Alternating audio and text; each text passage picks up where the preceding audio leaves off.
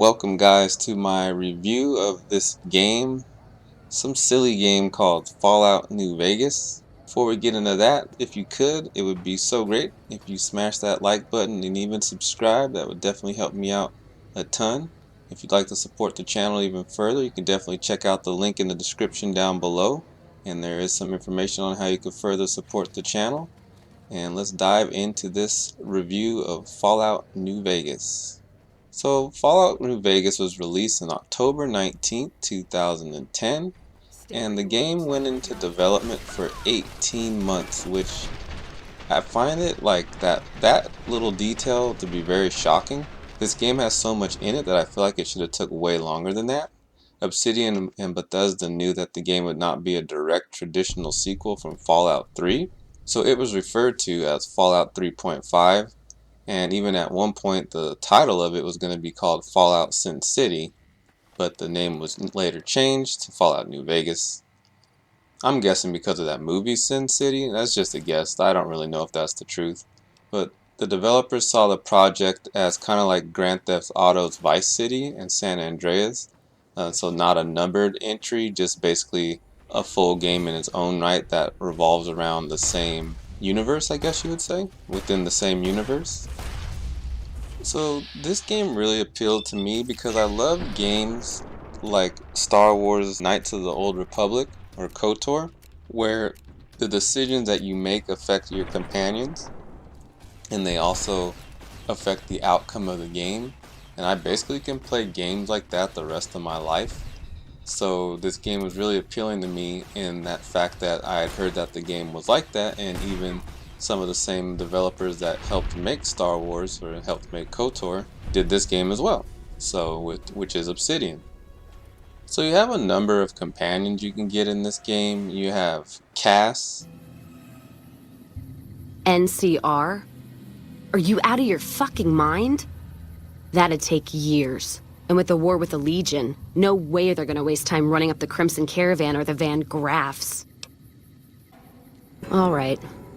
If you poke around the Van Graffs and Alice, fine. But if I see either one go into their camp, I'm gonna start shooting, no matter what you find. Raul. Name's Raul. Raul Alfonso Tejada. I'm the mechanic around here. You have Lily. Hello again, dear.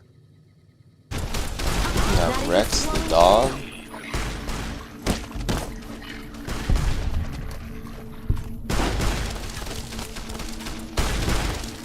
What? You have Ed E, who's an iRobot. Subject E, diagnosis complete. Begin recording. My name is Whitley. I'm a researcher at Adams Air Force Base. Until recently, I was in charge of the Duraframe reinforcement project for the combat model iBots. iBot Duraframe Subject E is both the prototype and the last functional model in this test group. I was prepared to make several significant upgrades to the machines. However, as the project was canceled and all Duraframe assets are being diverted to Hellfire armor, I am sending this model to the Navarro outpost. You have Arcade, he's from the Followers of the Apocalypse. I've read about Repcon. I think they did some work with the the government before the war. Rockets and some energy weapon prototypes. Another one of Poseidon Energy's mini-secret weapon projects before the Great War. It didn't go anywhere. That's how Repcon got their shot, so to speak. Stop thinking so much. Thanks. What's up? You have Veronica with the Brotherhood of Steel. Why does everyone always say that? Okay, then I guess I'll be back at the 188. Maybe digging in some dirt for scrap metal or something. And last you have Boone, who's with the NCR. God damn it. Don't sneak up on me like that. What do you want? I think you better leave. I want you to find something out for me. I don't know if there's anything to find, but I need someone to try. My wife was taken from our home by Legion slavers one night while I was on watch. They knew when to come and what route to take, and they only took Carla. Someone set it up. I don't know who. And each companion has their own like backstory, and they have certain factions. Like for instance, I was rolling around with Boone, and I had to accidentally kill some NCR guys, and then he quit and told me that he refused to join me, or he refused to roll with me anymore because I killed some NCR guys, and the other companions are the same way. I've had that happen, and I just love that. Like, there's, you know, consequences for everything. There's pros and cons everywhere in this game, and even if you think you're doing something that's going to help, in the end, it turns out it doesn't help, and that's what makes this game, just the replay value is off the charts, because it's almost like a different game every time if you start making different decisions or try to do something differently the next time you play. So that has made me replay this game and basically play it at least once or twice a year since I started playing. So I was late to the Fallout New Vegas party, and I never even played it till about 2015, somewhere around there. And then it's 2021 right now, almost 2022, and I'm still replaying it to this day to achieve some things I've never achieved before. So the replay value of this game is just off the charts. There's tons of different weapons. They have power weapons, they have regular guns and regular pistols and rifles and sniper rifles and machine guns, spec into explosives and do more damage with that. They have melee weapons and the unarmed weapons. This game has a ton of factions, and everybody's kind of fighting for power or trying to establish themselves in the Welcome back, wasteland. friend. And Sure. what you Would do you like a with stim one pack, tribe or fixer, or one RadAway? faction affects other factions. And just like any other RPG like this, you get to make your character in the beginning, which I love. I personally don't like to be given a character and be forced to be a certain character. I like to have some say-so and make my own character, whether I, you know, be a man or a woman or whatever ethnicity I want to make them. I like to have control over that. So you get to make your own character. You get to decide and spec into what stats are important to you. There's also a karma system. So if you steal a lot of stuff, you gain bad karma. If you do a lot of good deeds, you get good karma. It's pretty straightforward, but it definitely makes a bit of a difference in the game, and some different things can happen or not happen for you while you play through your playthrough. So I definitely love to have to pay attention to that. And now let's get into the things I really love about this game. I probably sound like a bit of a ball washer, but I don't care. It really is actually one of my most favorite games I've ever played. So I Sure. love the Sounds pretty feel of this interesting. game. I love the wide openness of the game. I love how, like, even when it might sound like other games are like this, but I swear they're not. So like, you can see very far away in front of you in this game, and all different points of interest in the game have like towers you can see from a distance, or caves, or lights, or certain things you can just see from a distance that make you say to yourself, hey, like, what's that over there? What's that tower over there? What's that light way down there? I could see it from here. I definitely want to check that out. It makes you want to roam around and explore. In most games, they don't let you see things until you get like way closer, but I noticed Fallout New Vegas, they did a really good job with giving you that wide open feel, and being able to see things from miles and miles away and keep your interest and head a certain direction, and just give you that, makes you want to explore even more.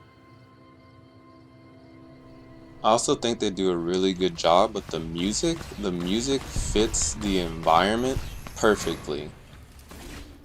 I'd even say the music fits the ambiance of the game perfectly. It's that old time, Wild West type music. When I first played this game, I'll be honest, I was like, what is this hillbilly ass music in this game?